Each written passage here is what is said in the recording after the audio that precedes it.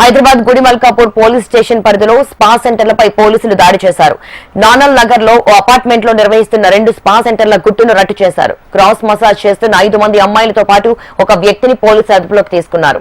Illegal ఏదైతే spa conduct చేస్తారో వాళ్ళ మీద రేడ్ చేయడం టాస్క్ ఫోర్స్ పోలీసులు గుడిమల్కాపూర్ పోలీస్ స్టేషన్ తరఫుకి వెళ్ళి అందులో జన్నత్ అనే స్పా ఒకటి, తర్వాత గోల్డెన్, ఈ రెండింటి మీద రేడ్ చేసాం. అందులో 5 మంది లేడీస్ స్పా క్రాస్ మసాజ్ అని చెప్పి వీళ్ళు చేస్తారు.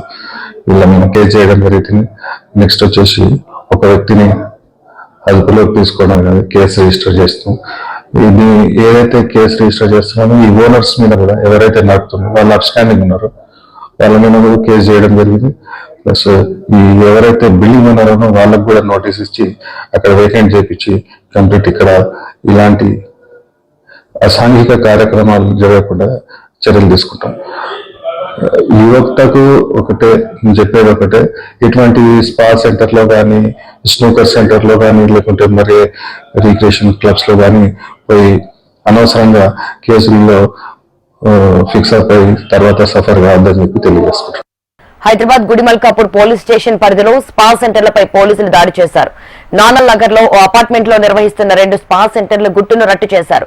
క్రాస్ మసాజ్ చేస్తున్న 5 మంది అమ్మాయిలతో పాటు ఒక వ్యక్తిని పోలీసులు అదుపులోకి తీసుకున్నారు.